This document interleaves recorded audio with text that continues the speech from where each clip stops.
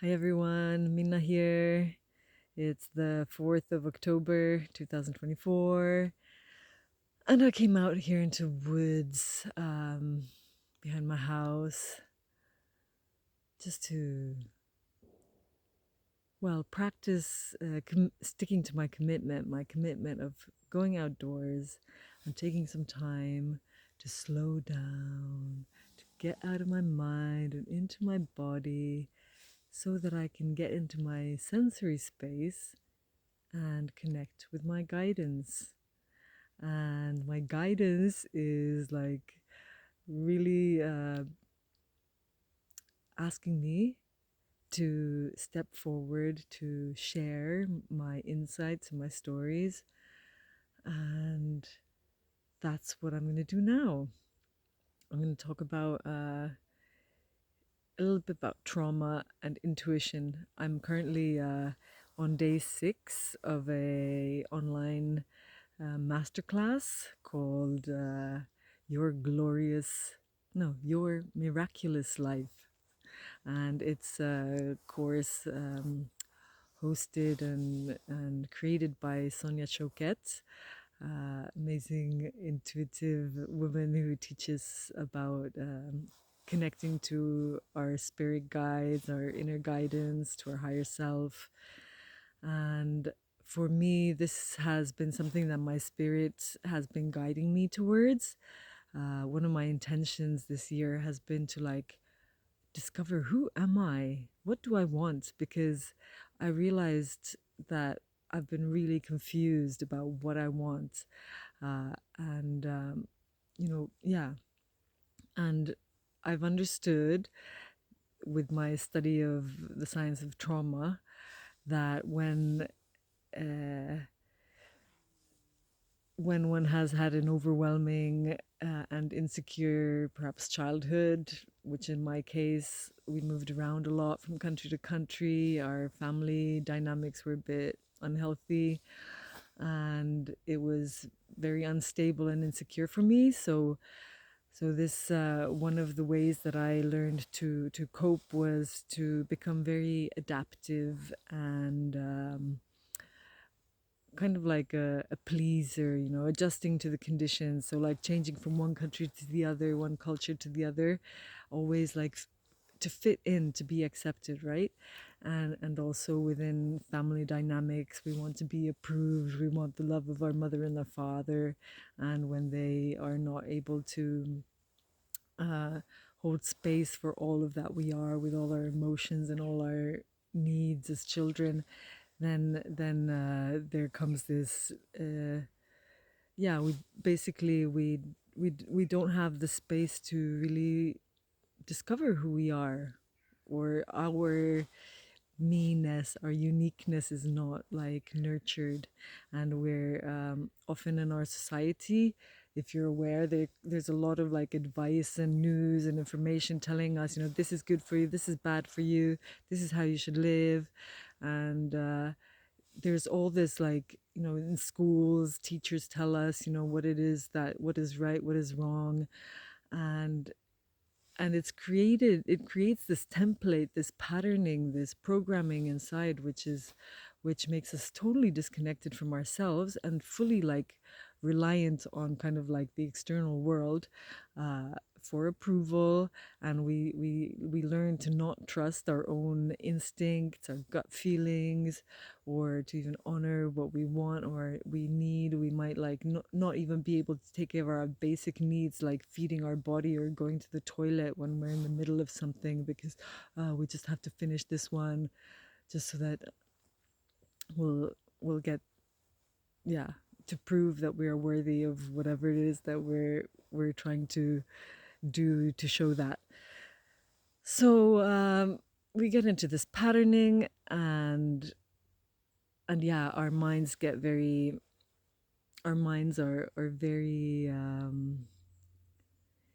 very intelligent, and they know how to optimize things. And as I've been uh, kind of exploring all of this and realizing that there's a lot of information out there that that there's inner conflict in me, like especially with now that I'm in a relationship with a Huni Queen Indian from the Amazon who comes like from a total different culture. I've often like, you know, when I meet people, like, and I think that happens a lot in like intimate relationships in the beginning, that we kind of like come together and then we're kind of seeking for something from the other to give us something.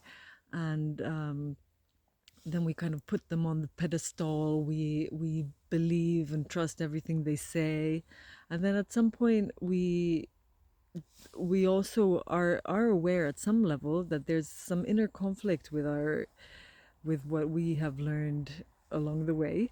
And I think that's something that in this new age of information and so much like, yeah, there's so much information coming that it gets like totally overwhelming because the information is changing all the time, and there's like one voice says this, another says that. It's like, oh, who's right? And then we have this, our lack of self-worth wounding is like constantly trying to be right so that I will be accepted in the eyes of the others. And then it like becomes super exhausting because we're constantly trying to fit in and we're ignoring our basic needs. So it creates this like stress response in our body, and we're constantly in this like overactive like doing mode, or when we get overwhelmed we might like go into one of these stress trauma responses of the nervous system, that either we, if we have strength, we fight back, we argue, we try to control, we try to manipulate, uh, or we try to run away, escape, avoid. uh, we don't want to have those difficult conversations, we don't want to express our needs or our desires, fear of getting rejected. Or we might get totally like eh, frozen, or we go into this pleasing mode where we're just like saying what we think other people want to say, or showing up like we dressing or doing whatever, you know, that we think that others would so that others will approve of us. And that kind of, all of that kind of blocks us and creates this resistance to being authentically ourselves. And so, and we've also, all of that makes us like super heady. It's like the mind, through the mind, the conditioning of the mind is trying to solve all our problems, plan our whole life, plan how we're going to talk with people, how we're going to, you know, avoid the conflicts, the fights, the arguments, or getting disappointed or disappointing someone else. And we create all these like rules and like plans. And it's like we're not living in the moment because we're also like continuously judging anyone else. We're like looking out for all the mistakes and judging and criticizing the ways that other people are living. I'm just speaking for myself and my experience and my understanding, so take what resonates and leave what doesn't.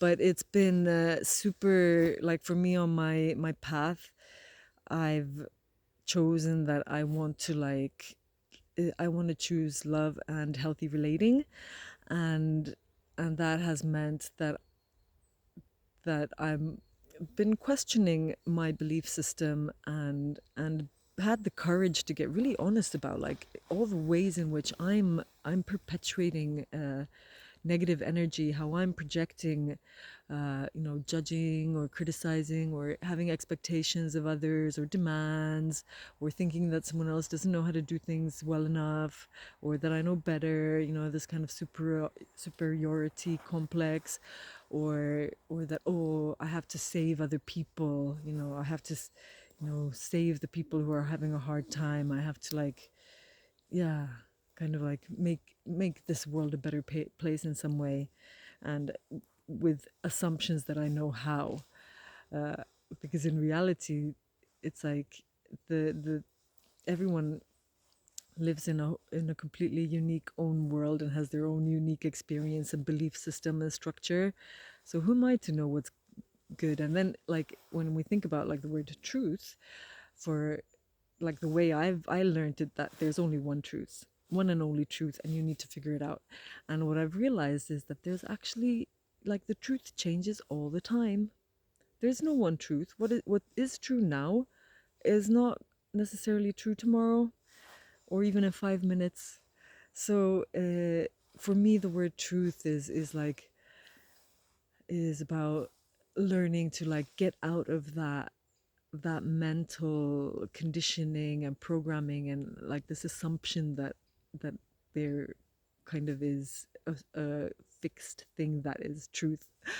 And it's like to actually be able to like uh, land into the body, get make space, you know, get push all those other stories and things out, and create that safe space for myself where I can tap into the stillness and the quiet, where maybe I will hear my intuitive guidance, or maybe I will notice, you know, some message.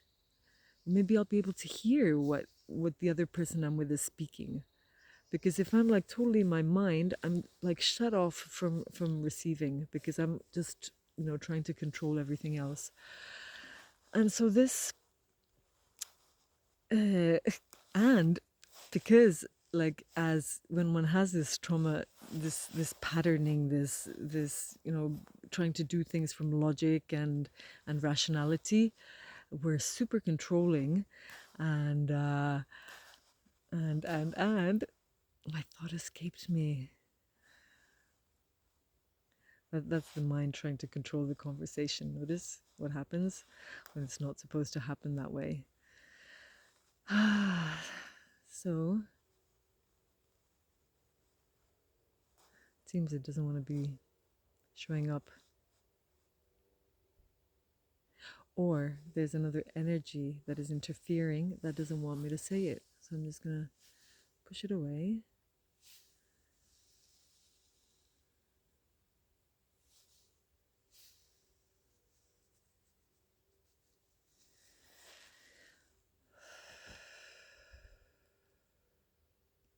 Or maybe it was my ego that was wanting to give some advice. Anyway, oh yeah, I got it now. So the ego mind, who is so like protective of its stories and everything, it's a super manipulator. And it like when one gets into this trauma, like into this healing path, like healing the trauma, the mind, the ego mind, the spiritual ego starts to think it knows everything, and it actually starts to like project onto everything these labels of trauma. It starts to like get stressed about all the like, how is my nervous system feeling? Oh no, this is like dangerous or bad that I'm feeling like this. When actually sometimes those responses are signs that okay, there's a fear showing up. It's like a trauma response, but like, where does it come from? You know, like I've realized the need to be really careful not to baby the trauma, or the or to or to start getting obsessed about like fixing oneself and others. So instead of, because it's kind of like giving your attention to the problem, to the heaviness, the darkness, and that's where you just go deeper and deeper into the hole. Oh, I have a problem. Oh, I'm suffering, and you just go deeper into the problem. So instead, the kind of like the solution instead is to like, okay, I acknowledge I have this cluttered mind, a system that is like defunctional at the moment because I'm not able to tap into my truth. I'm not able to mind my own business. I'm projecting my stories all over the place. That's what we're all doing, right? So so if we don't want to have more wars and more negativity and more darkness and heaviness in the world, we need to like start focusing more on the positive, and to not be like looking out for the problems all the time. That's the mental way, the logical rational way. So how do we choose to instead tune in and dial in to our heart energy and start connecting with ourselves, with our lives, with our close ones, with our friends, with the people all on the internet and on the street? Can we like bring this authentic happiness and like non-judgmental kind of unconditional presence together? For me, that seems like like a much more feasible and successful way of approaching life than being obsessed with all the problems that the world has. It's hard. It's hard because it's really heartbreaking and painful to to witness all the things that are happening. But yeah, we're living in a time when the old ways don't work anymore. So it's time to try new things and yeah, focus on connecting to intuition, learning to slow down, even when there's all that chaos and hecticness. But are those stories of like that that that the yeah, there's a lot of stories in all realms of existence that can be either they serve us or they can limit us. So even all those stories about how to deal with trauma or nervous system stuff, there are also limitation traps in them. So just planting that, releasing that seed out in case it might bring some new perspective to you. So I don't know if that made any sense, but that's what came this time. And wishing you a beautiful, beautiful moment, whatever you are going through right now. Many blessings. Remember to be gentle with yourself and look for the beautiful things around you. Practicing focusing on the good stuff. And if it's difficult, just remembering that, oh, that's just a program, a story that I learned from somewhere. Is it true?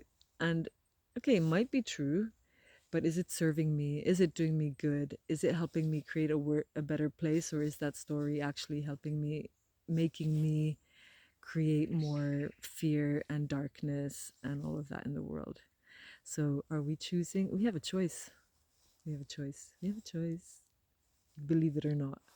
Uh, Start practicing with little things. Anyway, okay. Take care. Much love.